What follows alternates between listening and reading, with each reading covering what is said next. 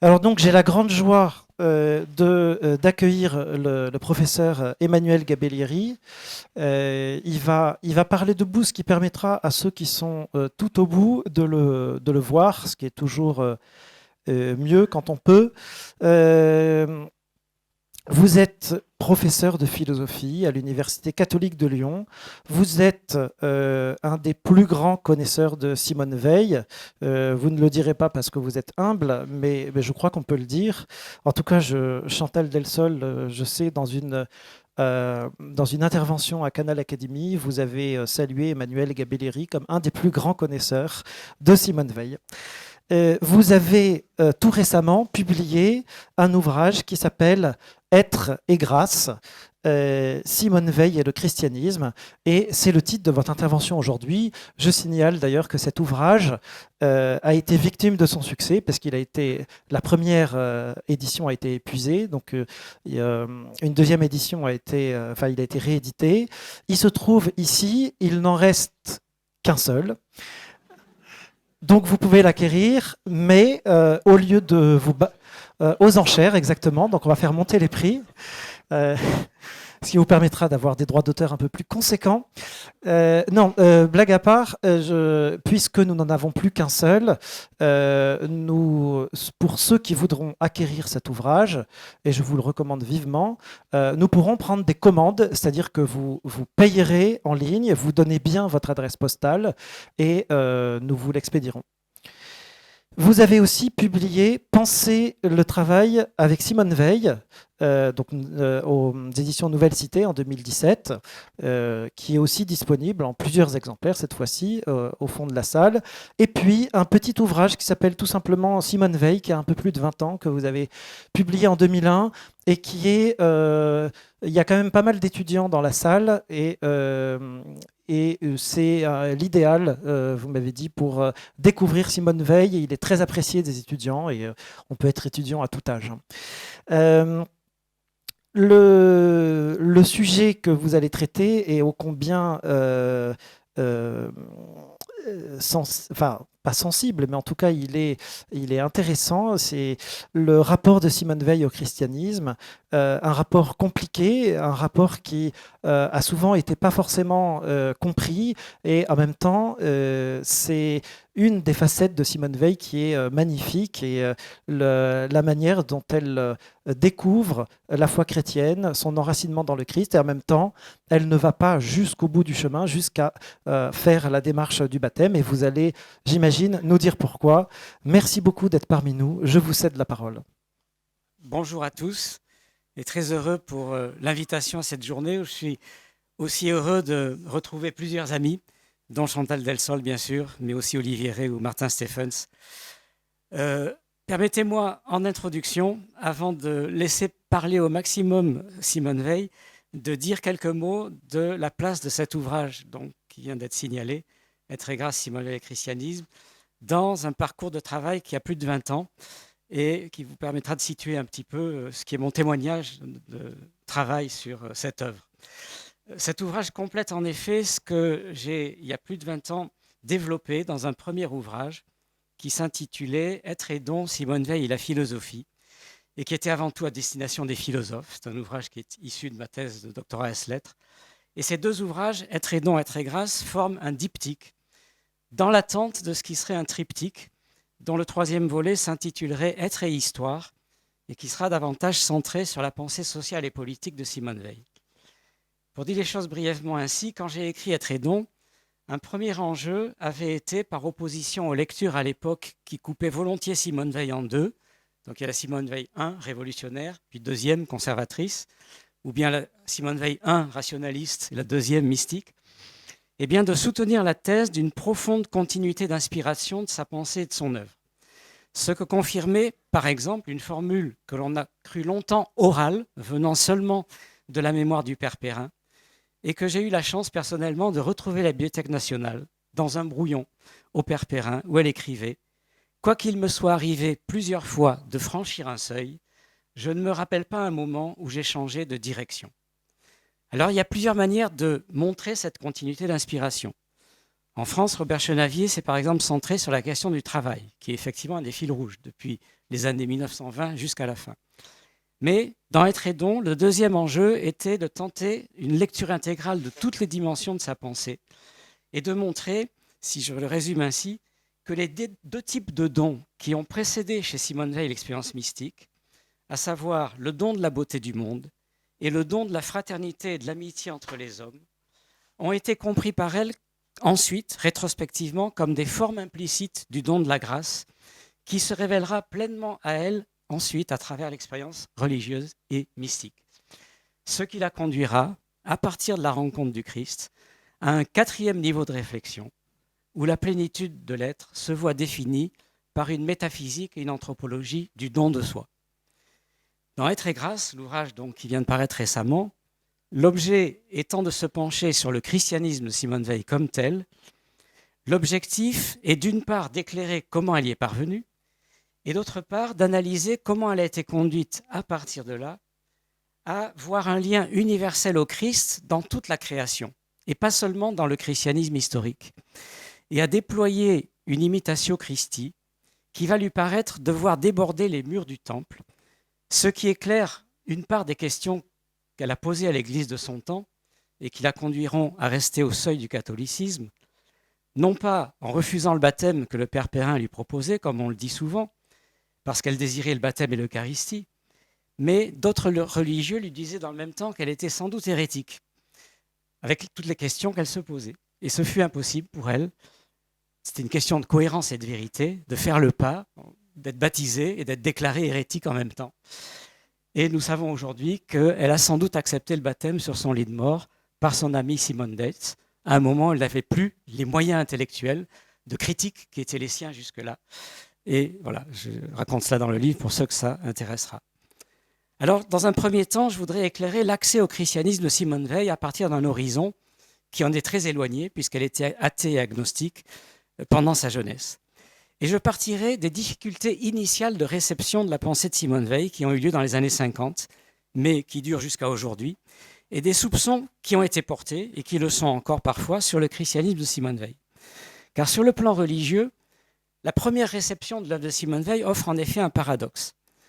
Alors que sa pensée, comme sa vie chrétienne, prouve à l'évidence son christianisme pour ses amis les plus proches, Gustave Thibon, le Père Perrin, Malou Bloom, Simone Pétrement, Maurice Schumann, Gilbert Kahn, etc., bref, tous ceux qui l'ont connue et ont vécu de près avec elle à Marseille ou à Londres, ce christianisme s'est trouvé mis en doute par des observateurs comme Marcel Mauret ou Charles Moller, ou même le futur cardinal Danielou, qui l'ont lu à l'époque avec les crispations théologiques des années 50, lesquelles visaient d'ailleurs à l'époque aussi bien un Maurice Blondel qu'un Jacques Maritain ou un Henri de Lubac.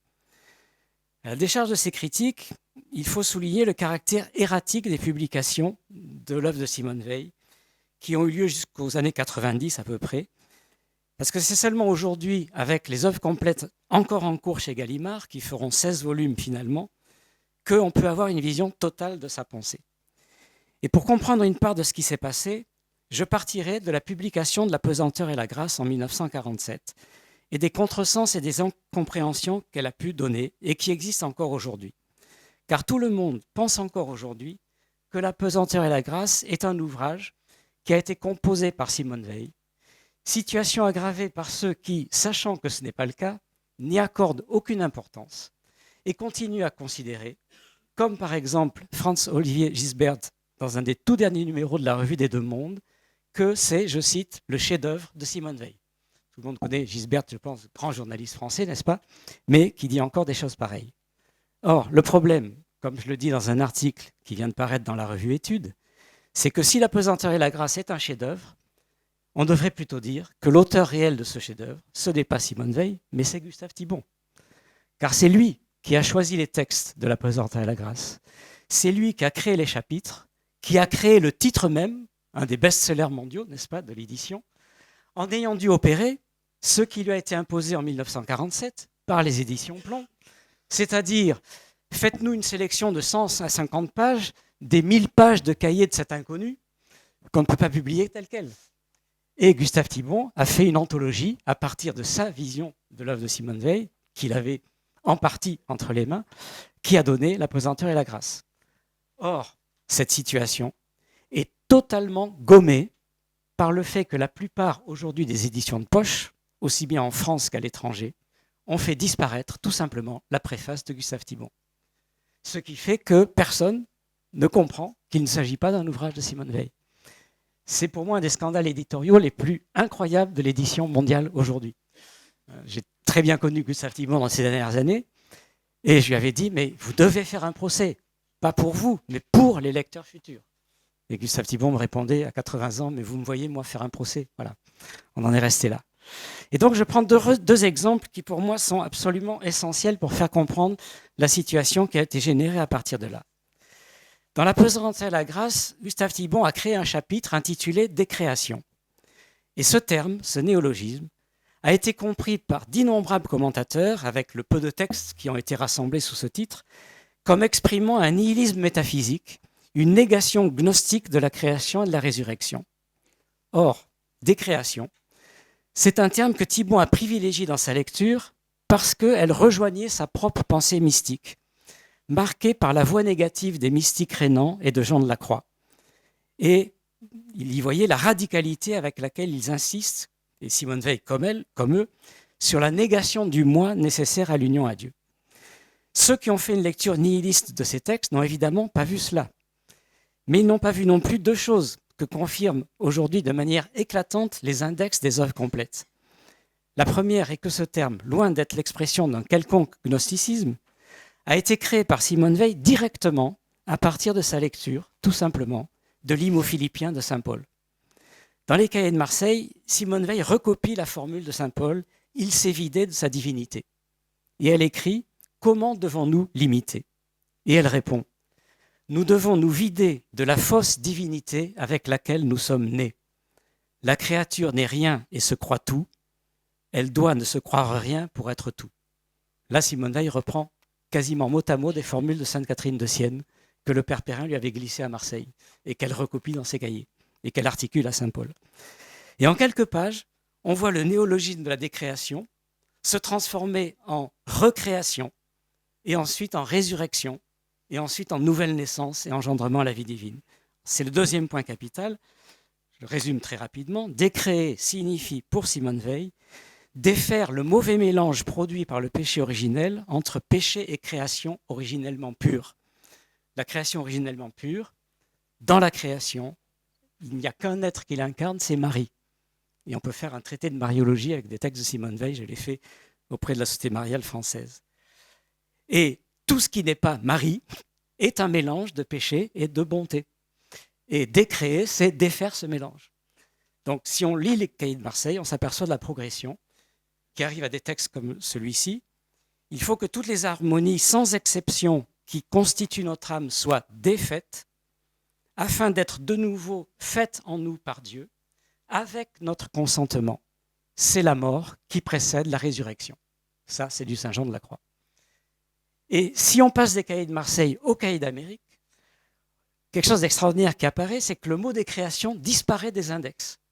Et il est remplacé par les expressions engendrement à la vie divine, nouvelle naissance. C'est de nouveau les expressions des évangiles et de Jean de la Croix. C'est-à-dire qu'il y a eu un développement génétique de la pensée de Simone Weil, de Marseille à New York. Et il aurait fallu un second Gustave Thibon, lecteur des Cahiers d'Amérique, pour écrire quelque chose comme La pesanteur et la nouvelle naissance. On n'a pas eu ça, parce qu'il n'y a pas eu un second Thibon pour le faire. J'espère que les commentateurs aujourd'hui vont pouvoir le faire au fur et à mesure que les études avancent. Deuxième exemple, très important également. Je prends le chapitre dans La pesanteur et la grâce intitulé « Israël ». Et si vous le connaissez, vous savez que c'est un chapitre qui concentre les textes les plus violents de Simone Weil contre le judaïsme. Textes qui ont donné lieu à des interprétations psychanalytiques ou politiques complètement délirantes. Parce que si on analyse comme on le doit ces textes, qu'est-ce qu'il faut découvrir? Eh bien, 3 choses que je vais essayer de résumer et qui vont nous conduire au cœur du christianisme de Simone Weil. La première est que Simone Weil a été sur ce point héritière de Alain et de la philosophie moderne. Alain qui a été son maître en philosophie, c'est-à-dire l'opposition qui s'est forgée dans la pensée occidentale de Spinoza à Kant, Hegel et Alain, entre le judaïsme compris comme une religion de la violence et le christianisme, religion de l'amour. Cette opposition, Simone Weil n'a pas réussi à la surmonter. Mais elle n'est pas la seule. Et ne connaissant rien ni aux 4 sens de l'écriture, qui seront redéployés par Henri de Lubac et le Concile Vatican II, elle effectue une lecture littérale dans les livres de Josué, dans les livres du Deutéronome, des milliers de morts condamnés par Dieu dans la guerre sainte contre les infidèles. Et elle calcule au bas des pages les milliers de morts. Et elle dit, si c'est le vrai Dieu, ben non, ça ne peut pas être le vrai Dieu. Il y a plus de vrai Dieu dans la Bhagavad Gita qui nous parle d'un Dieu qui s'accepte des combats du monde en disant « je n'en suis pas ». Et donc, qu'est-ce qui se passe? Elle a lu ces livres dits historiques de l'Ancien Testament, exactement comme les djihadistes de Daesh aujourd'hui lisent certains passages du Coran. Et aussi, hélas, comme certains juifs et colons ultra-orthodoxes aujourd'hui lisent l'Ancien Testament en Israël. Je n'ai pas besoin de faire de commentaires sur l'actualité pour voir l'actualité que ça a encore aujourd'hui. Mais ce faisant, deuxième point, elle n'a fait que reprendre la lecture et l'enseignement qui étaient ceux de Alain, qui déclarait à ses élèves, je cite, « Dans la Bible, il n'y a point de grâce, l'esprit est un tyran absolu. » Et elle a été complètement paralysée en plus par un contexte qui a été celui de la lutte contre le nazisme et qu'il faut comprendre ainsi. C'est que le nazisme a pris au peuple juif le rôle de peuple élu, ce que beaucoup d'observateurs ont fait dans les années 30, ont remarqué. Et ça a convaincu Simone Veil que c'était l'idée même de peuple élu qui était diabolique, avec du coup la question suivante. Comment lutter contre le nazisme sans lutter aussi contre le modèle de religion nationale et impérialiste représenté par Israël? Et à quoi elle ajoutait, qui était aussi représenté par la Rome païenne. Et comme l'Église catholique a repris l'héritage et d'Israël et de la Rome antique, ça vous éclaire sur les résistances qu'elle pouvait avoir à l'égard du pouvoir historique de l'Église. Or là encore, l'influence de Alain est absolument évidente. Dans un propos de 1935, intitulé « Hitler a renié la croix », Alain écrivait « Le christianisme veut mettre fin aux horreurs de la Bible et au terrible règne du Dieu des armées. Un seul Dieu qui est ensemble esprit et force, cela écrase, cela massacre par l'idée seule. » Et il ajoutait de manière extraordinaire. Ici donc, l'Allemand, c'est-à-dire le nazi, méconnaît son frère, l'autre peuple élu. Il ne reconnaît point son fanatisme dans la Bible qu'il a trop lu. On a sur le vif ici ce qui va se retrouver chez Simone Veil, c'est-à-dire l'idée que le nazisme aurait repris au judaïsme l'idolâtrie d'un peuple élu, adorant sa puissance et prônant la guerre sainte au nom de Dieu. Je cite juste ce texte de Marseille de Simone Veil. Les Hébreux ont eu pour idole une race, une nation. Leur religion est dans son essence inséparable de cette idolâtrie à cause de la notion de peuple élu. C'est dû à là. Et elle ajoute que Hitler veut copier et plagier le judaïsme. Et c'est à ce moment-là que surgit la formule qu'on a souvent vue comme la preuve du marcionisme de Simone Veil, je cite, « Il faudrait purger le christianisme de l'héritage d'Israël ». Mais l'héritage en question, c'est celui qu'on vient de dire. Voilà. Et pourtant, troisième point, il ne faut pas conclure, contrairement à ce qu'a dit Lévinas par exemple, que Simone Veil est contre la Bible. D'abord parce que si on lit tous les textes de Simone Veil, on voit qu'elle reconnaît beaucoup de pureté dans pas mal de livres d'Israël, comme le livre de Job, les livres prophétiques, Isaïe, Ézéchiel, Daniel, les psaumes, etc. Et surtout parce qu'en lisant la Bible, elle découvre l'existence de saints païens de l'Ancien Testament, comme le dira le cardinal Nalilou, et d'une première alliance avec Noé et avec tous les peuples de la terre qui n'a jamais été reniée par les alliances ultérieures. De même qu'elle va découvrir dans les évangiles l'existence d'une vraie foi en dehors de la révélation historique du Christ. Chapitre 11 de la lettre aux Hébreux, définition de la vraie foi, qui n'est pas en référence au Christ. Ou bien Matthieu 25, quand est-ce que nous t'avons servi Seigneur? Chaque fois que vous avez fait cela au plus petit d'entre les miens, sans savoir que c'était moi qui étais le plus petit, etc. Donc toutes les présences incognito du Christ dans l'histoire humaine. Alors ceci est capital parce que c'est ce qui s'articule bien sûr à ce que je voudrais exposer maintenant. C'est la manière dont l'expérience religieuse et mystique a eu lieu à partir d'expériences qui ont conduit Simone Veil à rompre avec l'humanisme de Alain. On vient de souligner la part négative de ce que Simone Veil doit à Alain, mais il faut maintenant rappeler la part positive, qui est l'inspiration morale que Alain tirait du christianisme. Comme Alain, la jeune Simone Veil tenait ce que Alain appelait le mythe chrétien de l'homme-dieu, donc le Christ, comme le plus beau des mythes. quand il reste fidèle à l'idée que la sainteté morale est à l'opposé du culte de la puissance, des honneurs et des richesses. Donc ça vous renvoie dans l'exemplier que j'ai proposé, et je remercie les organisateurs de l'avoir polycopié, au texte sur l'idéal de vérité et de sainteté de la jeune Simone Veil. Je n'ai pas le temps de le commenter. La question qu'on doit se poser alors est pourquoi Simone Veil, comme l'immense majorité des élèves de Alain, n'est pas restée à cette pensée de Alain, c'est-à-dire d'une morale républicaine qui était au fond un christianisme sécularisé, mais sans surnaturel, comme on vient d'y faire référence à l'instant. Et pour le comprendre, eh bien, il faut suivre l'itinéraire existentiel de Simone Veil qui s'est joué de 1935 à 1938. Et que je vais essayer de résumer le plus rapidement possible. Et si je n'ai pas le temps de développer la dernière partie de mon propos, l'exemplier de texte que vous avez permettra de vous transmettre ce que je n'aurai pas le temps de dire. Une première expérience fondamentale, c'est l'expérience du malheur, issue de son expérience de l'aliénation prolétarienne de 1934-35. Donc tout le monde sait qu'elle a vécu cette expérience de la condition ouvrière parce qu'elle a voulu vivre la condition humaine la plus malheureuse de son époque, elle qui était privilégiée, une des premières normaliennes, une des premières agrégées de France, et qui ne supportait pas de voir des populations entières abandonnées au malheur. En 3 semaines, elle est brisée par les conditions infernales du travail aux pièces réservé aux femmes non qualifiées, juste après la crise de 29. Ça, c'est entre parenthèses pour ceux qui croient que, parce qu'elle avait une mauvaise santé, elle n'a pas tenu, etc., le choc, hein, alors que la condition prolétarienne de ces années-là est la pire, analogue à celle des années 1850-1900. Mais on n'en a plus aucune idée, parce que nous, on vit dans les 30 glorieuses de l'après-guerre, où c'est fini. Et elle note dans son journal d'usine, après quelques semaines, « Effroi qui me saisit en constatant la dépendance où je me trouve à l'égard des circonstances extérieures. Jusqu'à quel point tout ceci résisterait-il à la longue ?» Et quand on met en correspondance ces textes avec ceux qu'elle écrit ensuite à Marseille, ça vous donne les textes de type suivant. « Rien de plus intolérable à l'homme que la conscience de sa propre modificabilité.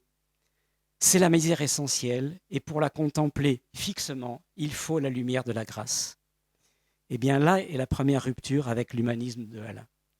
Parce que tout de suite après cela va avoir lieu le premier contact avec le catholicisme qu'elle rapportera au Père Perrin au Portugal en août 1935.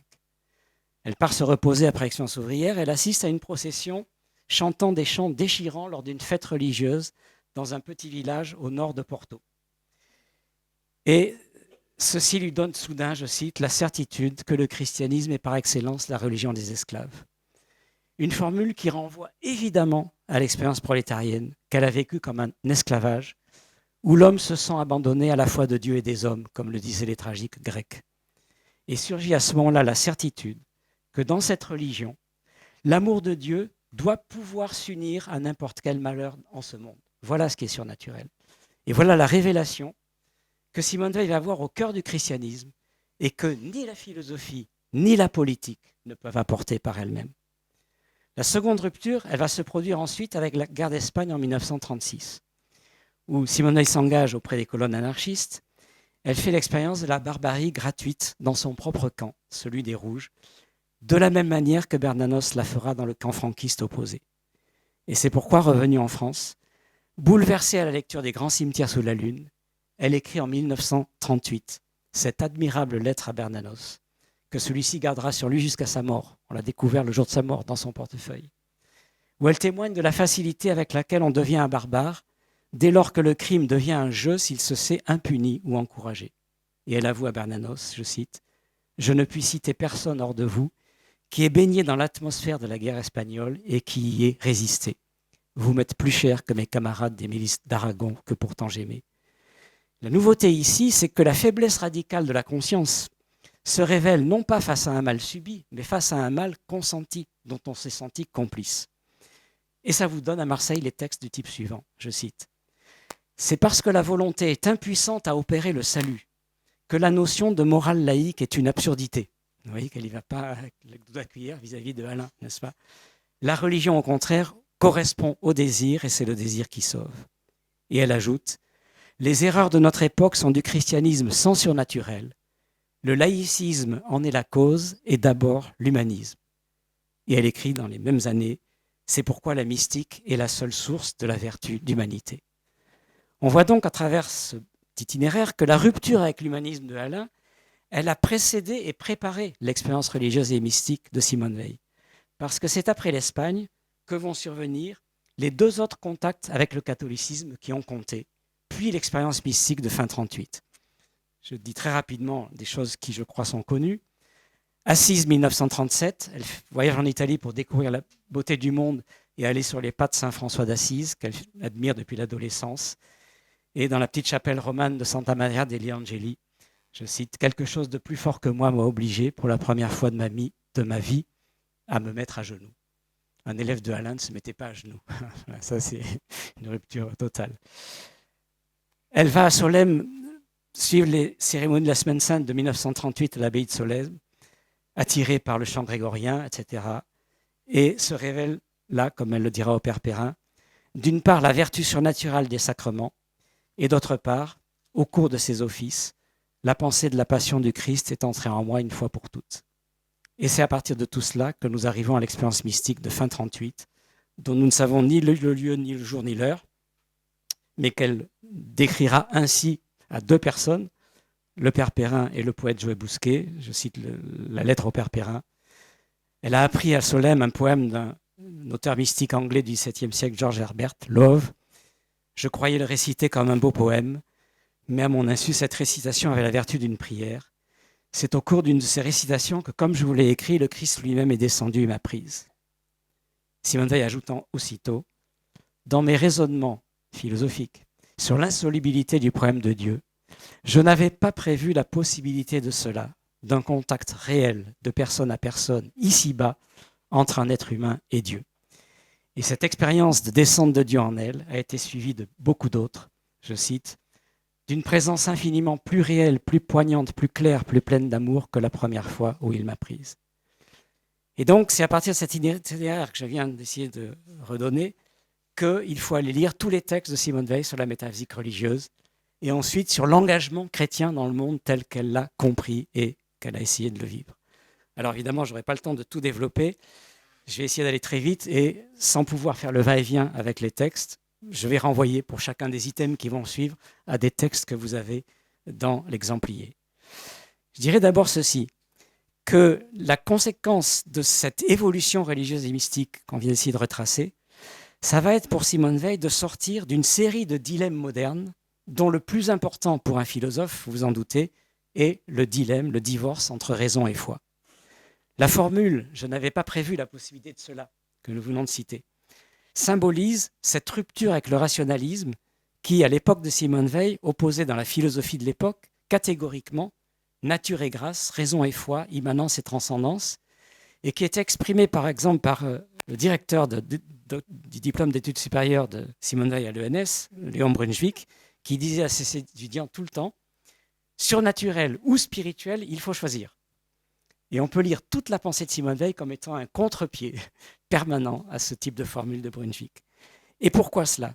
Pourquoi Simone Weil va être, je pense, au XXe siècle, la seule philosophie française à oser avancer aussi fortement avec Maurice Blondel que grâce et surnaturel sont des concepts que la philosophie doit penser comme raisonnables et même comme nécessaires. Il faudrait arriver à faire une autre conférence pour complètement le montrer, mais je vais essayer de lancer quelques pistes. Il faut d'abord voir que chez Simone Weil, il va y avoir plusieurs sens du mot surnaturel. Et j'espère éclairer des questions qui ont surgi tout à l'heure. Il y a un premier niveau qui est proprement métaphysique et qui n'implique pas de dimension explicitement confessionnelle. Pour le saisir, il faut aller lire à Londres la fameuse profession de foi non confessionnelle qu'elle demande au gouvernement de la France libre et au général de Gaulle de mettre en préambule de la future Constitution. Parce qu'elle voulait qu'au lieu d'une nouvelle déclaration des droits de l'homme, on écrive une déclaration des obligations envers l'être humain. D'accord ? Et elle voulait que le préambule de cette déclaration commence par la référence à ceci, je cite, « Il existe nécessairement une réalité transcendante, répondant au centre du cœur de l'homme, à l'exigence d'un bien absolu qui y habite toujours et ne trouve jamais aucun objet en ce monde. » Le filigrane de cette affirmation, c'est « et qui ne peut jamais être donné par aucun programme politique ». D'accord ? C'est-à-dire que c'est un manifeste de lutte contre le totalitarisme, cette affirmation. Et pour elle, ce désir d'un bien transcendant qui est en tout homme, qui égalise tous les hommes, qui est le seul principe d'égalité entre tous les hommes. C'est le désir d'un bien que l'homme ne peut pas se donner par la force de sa volonté et qui ne peut être reçu que par grâce si ça existe. Et qui fait que la question de la grâce, la déclaration républicaine ne peut pas le prendre en compte. Mais l'affirmation que la dignité de tout homme repose sur ce désir d'un bien transcendant, ça, tout pouvoir politique devrait pouvoir le proclamer comme étant une garantie antitotalitaire, une sorte de garantie démocratique fondamentale. Et ça rejoint, pour moi, d'un point de vue métaphysique, la thématique bien connue d'un Thomas d'Aquin ou d'un Bonaventure, du désir naturel de Dieu en tout homme. D'un désir naturel qui ne peut pas se satisfaire par ses propres forces naturelles. Et pour répondre à la réflexion sur le concept de nature qu'il y avait tout à l'heure, vous voyez que ce n'est pas ou la nature ou le surnaturel. C'est plutôt une vision où la nature humaine, ou l'être humain, elle préfère dire être humain, le mot nature aussi, elle ne l'aime pas beaucoup, je suis d'accord avec Chantal. La nature de l'être humain, c'est d'être ouvert à un surnaturel inconnu, à quelque chose qui transcende les capacités humaines, mais qui fait que, pour reprendre ici un terme qui est davantage chez Blondel, la nature humaine est transnaturelle. Il y a une médiation entre nature et surnaturel qui est la clé de la question à la fois anthropologique et métaphysique. C'est ce que, dans la pensée de Blondel, on appelle le surnaturel indéterminé, un bien inconnu qu'on ne connaît pas, par distinction du surnaturel déterminé, lui, par la révélation chrétienne du Christ.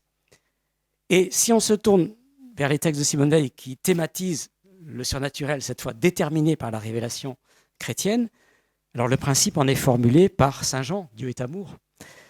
Il est formulé dans ce qu'on appelle chez Simone Veil son dernier texte écrit à Londres, qui commence ainsi: je crois en Dieu, à la Trinité, à l'incarnation, à la rédemption, à l'Eucharistie, aux enseignements de l'Évangile. On peut être plus clair. Bon. Mais ça c'est clair lorsqu'elle articule l'affirmation de Saint Jean, Dieu est amour, à, comme je disais tout à l'heure, l'hymne aux Philippiens, c'est-à-dire à cette affirmation que l'amour surnaturel de Dieu se détermine et se révèle sur la croix, avec cette idée que sur la croix, le Christ est comme dépossédé, dépouillé de sa divinité pour le salut de l'humanité. Et ça, pour elle, ça va être le sommet du surnaturel. Je ne sais pas, je crois que je ne vous ai pas mis dans l'exemplier ce texte que je cite, lorsqu'elle dit qu'il ne faut pas penser Dieu comme être seulement. C'est dès qu'on pense Dieu comme amour qu'on va plus haut. Parce qu'on sent alors cette merveille de l'amour qui unit le Fils et le Père, écoutez bien, à la fois dans l'unité éternelle du Dieu unique, ça c'est la Trinité, et par-dessus la séparation du temps, de l'espace et de la croix, ça c'est l'économie du salut par la médiation du Christ, qui lui fait dire que Dieu n'est parfait que comme Trinité, et l'amour qui constitue la Trinité trouve sa perfection seulement dans la croix.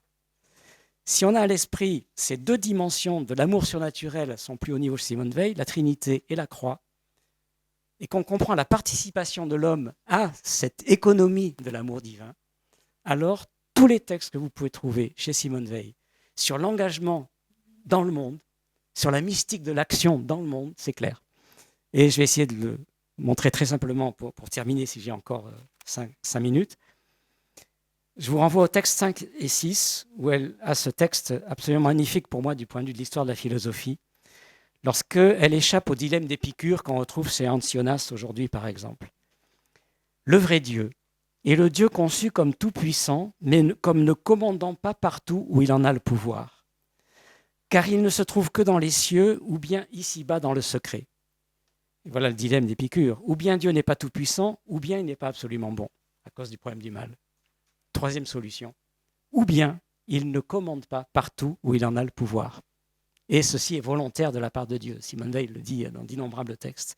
Et elle ajoute, c'est assez extraordinaire comme réponse au Théodicée sur le problème du mal, ainsi l'existence du mal ici-bas, loin d'être une preuve contre la réalité de Dieu, est ce qui nous le révèle dans sa vérité. Parce que ça signifie que la liberté est laissée à la création, de participer librement ou non à l'amour de Dieu. C'est ça le drame de l'histoire. À partir de là, on comprend comment Simone Veil comprend un rapport caché au Christ dans toute humanité. Donc c'est ça l'universel chrétien, par opposition au choc des cultures, si on le dit ainsi. Mais une présence qui est plus souvent cachée que visible, sauf dans l'économie chrétienne historique du christianisme. Je vous ai mis en texte 7, je crois, ce passage où elle écrit À n'importe quelle époque, dans n'importe quel pays, partout où il y a un malheur, la croix du Christ en est la vérité, cachée, mais présente à quiconque choisit la vérité. Partout où il y a malheur, il y a la croix, cachée, mais présente à quiconque choisit la vérité plutôt que le mensonge et l'amour plutôt que la haine. Je vous ai mis aussi dans les textes numéro 10, je crois, et suivants, des passages où elle voit dans la compassion pour tout homme un prolongement de ce qui est écrit dans Matthieu 25.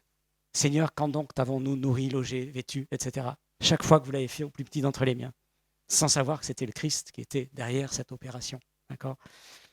Et elle dit, la compassion parfaite et pure enveloppe donc une foi implicite dans l'incarnation. Celui qui donne par véritable compassion donne le Christ lui-même.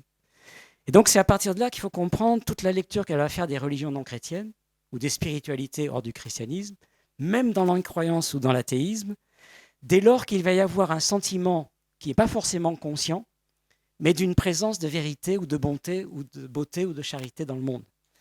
Je vous ai mis contre tous les matérialismes modernes un texte, je crois, où elle articule ainsi la vision chrétienne qu'elle a des autres religions. La providence divine, c'est l'ordre du monde lui-même. La sagesse éternelle emprisonne cet univers dans un réseau. C'est là la garantie accordée à l'homme, l'arche d'alliance, le pacte, la promesse visible et palpable ici-bas, l'appui certain de l'espérance. Donc un logos providentiel gouverne le monde, même si nous ne le voyons pas. C'est là la vérité qui éclate avec d'innombrables accents d'allégresse dans les parties belles et pures de l'Ancien Testament, en Grèce chez les pythagoriciens et tous les sages, en Chine chez Lao Tse, donc dans le taoïsme, dans les écritures sacrées hindoues, dans les fragments égyptiens. Voilà, elle va chercher dans toutes les traditions de quoi éclairer l'idée que le monde est gouverné par un logos divin. Ça, c'est la première base de la religion naturelle que le christianisme doit assumer pour y ajouter, de ce point de vue-là, la révélation chrétienne, mais en tant que ça illumine ces semences du Verbe. Je vous inviterai à lire le texte 9 sur sa lecture des religions antiques comme toute préparatoire au christianisme, et je termine par une allusion très rapide à ce que j'aurais aimé développer davantage, mais voilà, je savais que je n'aurais pas le temps, d'où l'exemplier que vous avez entre les mains, c'est-à-dire la mystique de l'action dans le monde qu'elle va dégager à partir de là. Je dirais qu'il y a 3 principes qui commandent toute sa pensée, me semble-t-il. Un principe théologique, c'est que comme le Christ est médiateur entre Dieu et le monde, nous avons à être des médiateurs de l'amour du Christ. Premier principe. Deuxième principe, un principe qu'on pourrait appeler éthico-politique. Elle dit tout le temps dans les textes de Marseille et de Londres, l'objet de ma recherche, l'objet spécifique, n'est pas le surnaturel, mais ce monde. Parce qu'elle a une vision dans le platonisme chrétien qui est le sien, de ce que les platoniciens appellent le retour dans la caverne. C'est-à-dire non pas un platonisme qui s'évade du monde, mais comme dans le Timée de Platon, pour ceux qui le connaissent, un retour dans la caverne pour voir que la caverne, illuminée par la grâce, n'est pas une caverne, mais est une image de Dieu. La beauté du monde est une image de Dieu. Et c'est ainsi que nous pouvons achever la création en la ramenant à sa racine divine. Le principe spirituel qui est lié à ça, qui me frappe beaucoup chez Simone Weil, c'est qu'elle récuse constamment une opposition séculaire, dont même les Grecs n'ont pas réussi à se libérer, alors qu'elle les admire par-dessus tout. C'est l'opposition entre vita activa et vita contemplativa, entre action et contemplation. Alors ça, c'est ce qui illumine toute sa pensée, de la spiritualité du travail notamment, de l'idée qu'il faut une inspiration entre religion et monde profane pour que le ciel et la terre, l'incarnation, la transcendance soient articulées. Juste par rapport à la spiritualité du travail, je vous ai mis la formule qu'elle met en exergue de son journal d'usine, que pour chacun son propre travail soit un objet de contemplation. Et je vous ai mis, je crois, en numéro 18, une formule admirable du cours d'Auxerre, lorsqu'elle dit à ses élèves « L'homme donne son sang, sa chair à l'homme sous forme de travail. L'homme se donne à l'homme en tant que travail. » C'est pour moi une des plus belles formules d'une eucharistie du travail, voyez, comme service mutuel entre les hommes. Bon, mais là, c'est le programme d'agrégation de philosophie cette année. C'est la condition ouvrière et je me régale à faire court sur la spiritualité du travail qui est enclenchée derrière ces textes. Je vous ai mis, pour arriver à ma conclusion, je laisse de côté, mais je vous ai mis quelque chose de magnifique pour moi, c'est tous les textes de Simone Weil sur la beauté du monde. Et je vous ai indiqué que les premiers papes à citer officiellement Simone Weil, Benoît XVI et le pape François, sont des papes qui sont allés chercher les textes de Simone Weil sur la beauté. comme signe de la présence de Dieu dans le monde. Donc c'est les textes que vous avez en numéro 21, 20-21. Je laisse ça de côté. Je vous ai mis aussi le fait que, puisqu'il y a des gens qui sont sensibles aux questions liturgiques, je pense, dans l'Assemblée, il y a chez Simone Veil une capacité admirable de s'émerveiller des chants liturgiques grégoriens à Solesmes ou à Saint-Pierre de Rome et d'être aussi admiratif des chants charismatiques des Noirs de Harlem quand elle est à New York et qu'elle va dans une église où il n'y a aucun blanc et où elle s'émerveille de la ferveur des fidèles. Voilà. Et je me dis souvent, si elle revenait aujourd'hui, un de ses charismes serait peut-être de réussir ce qu'aucun pape n'a réussi à faire depuis le Concile, c'est-à-dire réconcilier les traditionalistes, les charismatiques et les autres. Bon. Je conclus très brièvement par la référence suivante.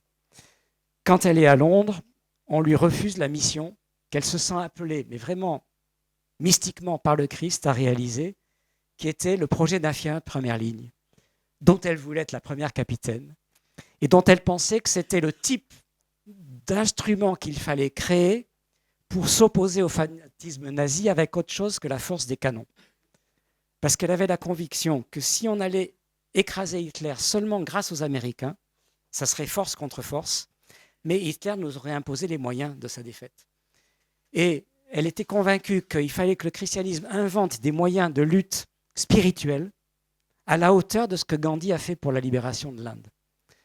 Et donc son projet d'infirmière de première ligne, c'est quelque chose qui consiste à dire aux Alliés, il faut vaincre Hitler par la force, bien sûr, mais si on n'y ajoute pas une force morale et spirituelle qui symboliquement est supérieure au fanatisme des nazis qui sont prêts à donner leur vie pour le Führer, on n'aura pas montré qu'il y a un héroïsme de l'amour et de la charité qui est supérieur chez nous.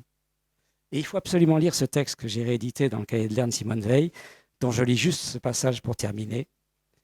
Aucun symbole ne peut mieux exprimer notre inspiration que la formation féminine proposée ici. La simple persistance de quelques offices d'humanité au centre même de la bataille, au point culminant de la sauvagerie, serait un défi éclatant à cette sauvagerie que l'ennemi a choisie et qu'il nous impose. Sa portée symbolique serait saisie partout. Ce corps d'un côté et les SS de l'autre feraient par leur opposition un tableau préférable à n'importe quel slogan. Ce serait la représentation la plus éclatante possible des deux directions entre lesquelles l'humanité doit aujourd'hui choisir. Bien, vous voyez, quand je vois aujourd'hui la nouvelle montée de la barbarie à travers le monde, je me dis que la pensée de Simone Veil a une actualité brûlante aussi sur ce plan du combat spirituel dans la guerre elle-même. Je vous remercie.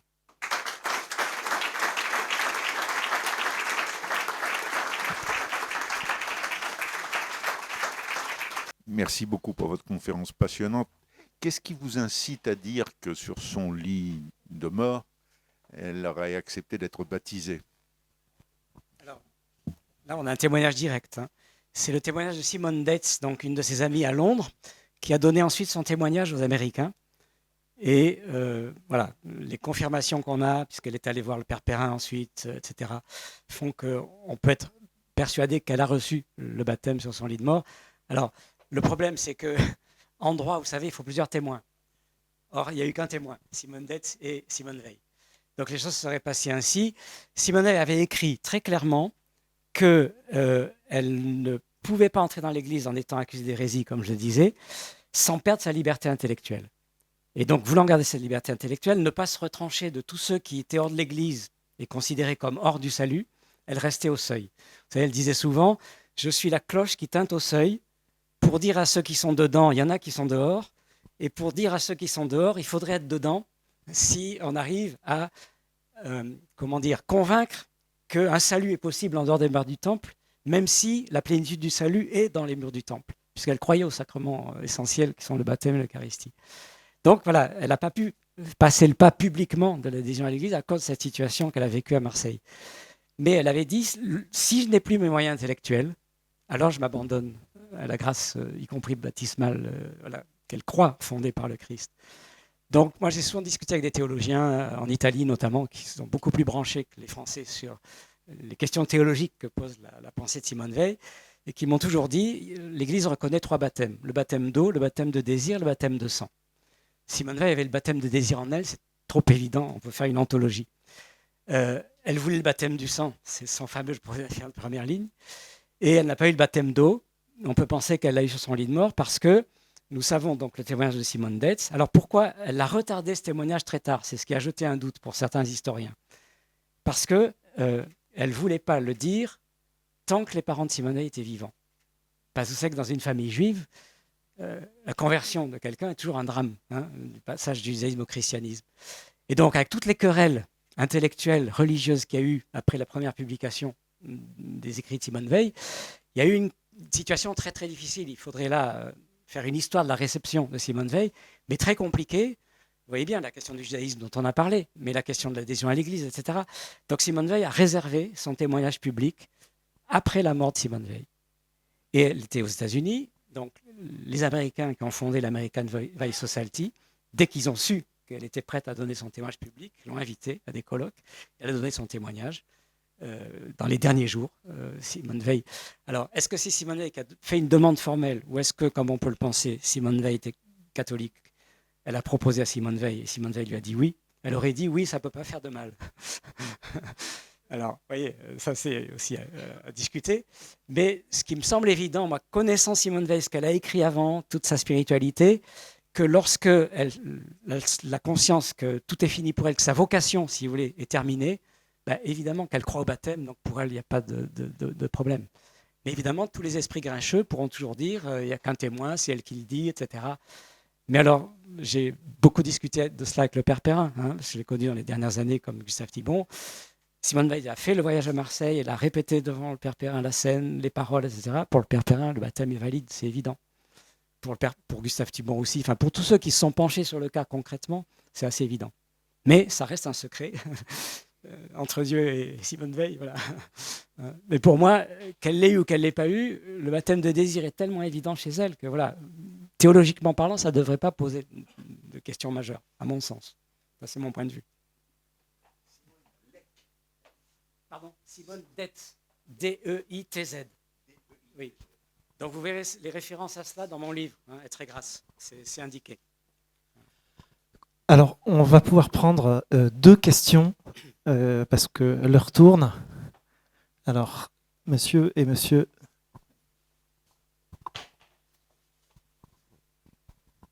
Oui, une question très rapide par curiosité. Est-ce qu'elle avait eu une éducation religieuse dans son enfance? Parce que c'est un peu étonnant qu'elle ait gobé la conception d'Alain sur le judaïsme aussi facilement. Non, elle n'a aucune culture confessante au départ, ni juive ni chrétienne. Elle est d'une famille de juifs sécularisés, donc agnostiques, pour lesquels le seul universalisme, c'est la République. Vous voyez, ça c'est comme Hannah Arendt ou d'autres grandes figures juives, vous voyez, du XXe siècle. Donc au départ, elle a simplement une traduction laïque de la morale chrétienne et qui lui a suffi pendant toute sa jeunesse, si vous voulez. Parce que cette morale républicaine dont elle se moque un peu à la fin, à Marseille, au départ, c'est quand même très beau. L'idéal de sainteté, au sens moral, avec lequel Alain enseignait la morale républicaine, si je puis me permettre, on rêverait aujourd'hui qu'on continue à l'enseigner dans nos écoles, etc. Vous voyez, parce que tout ça, c'est fini aussi. Donc, elle a été imprégnée de cet humanisme moral hérité du christianisme, mais sans surnaturel. Et c'est à cause de l'itinéraire que j'ai essayé de retracer qu'elle fait un pas que Alain n'a jamais pu faire, ni la plupart des élèves de Alain. Voilà.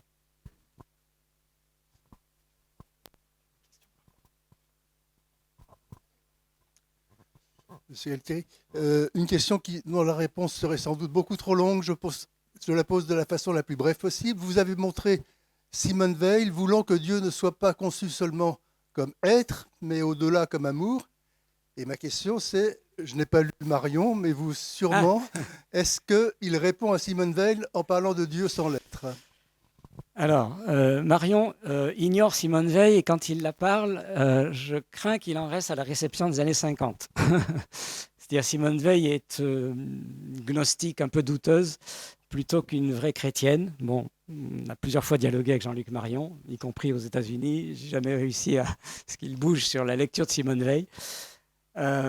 Donc maintenant, sur la question de fond que vous posez, vous voyez bien derrière, il y a historiquement la querelle philosophico-théologique entre la tradition aristotélo-thomiste, Dieu est l'être absolu, et puis la tradition qui privilégie le concept d'amour plutôt que d'être dans une vision néoplatonicienne. Alors Simone Veil est plutôt du côté du néoplatonisme, hein, le bien au-dessus de l'être, mais pas autant qu'un Lévinas ou un Marion le disent et le pensent. Parce que chez elle, il y a une analogie de l'être très originale. Il faut tenir la vérité de l'être, parce que l'être créé est bien séparé de Dieu. Et en tant que séparé de Dieu, il est bon ou il n'est pas bon? Eh bien, tout dépend de la manière dont vous allez penser cette situation. Parce qu'en tant que ça crée une autonomie et une faculté de consentement, c'est bon. L'être créé est bon. Mais si cette autonomie devient une séparation choisie, voulue, l'être créé devient le mal. Et donc la vérité de l'être n'est tenue que si l'être s'ouvre à l'amour et au bien transcendant. Et donc on a une analogie de l'être chez Simone Veil qui est un peu différente de celle du thomisme, parce que la plénitude de l'être, c'est l'être créé totalement relié à l'amour trinitaire. Et la vie trinitaire, la catégorie de l'être ne peut pas suffire à la pensée. Il faut non seulement l'amour, mais il faut la catégorie, moi je pense, du don de soi mutuel des personnes, voyez, qui fait qu'à ce moment-là, la pensée du don est essentielle.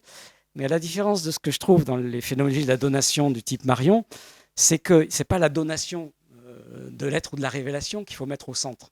C'est la catégorie du don de soi. C'est-à-dire que Dieu, dans son essence, est don mutuel des personnes entre elles. Et l'homme est à l'image de Dieu lorsqu'il donne sa vie. Donc, comme chez Edith Stein, c'est la catégorie du don de soi qui est la catégorie à la fois théologique, métaphysique et morale fondamentale. Ça, dans l'histoire de la pensée, même chrétienne, très peu d'auteurs l'ont mis au centre. Voyez, je pense que c'est ça qui fait la grandeur spéculative, pas seulement morale, de Simone Veil, c'est que la catégorie du don de soi devient une catégorie suprême chez elle, qui revisite les vieilles analogies de l'être et qui sort de ce dilemme être ou amour, voyez, de la phénoménologie contemporaine très souvent. Donc ça lui donne une originalité spéculative en même temps que pratique, pour moi très très forte dans la pensée du XXe siècle. Voilà ce que je peux répondre très rapidement. Merci beaucoup.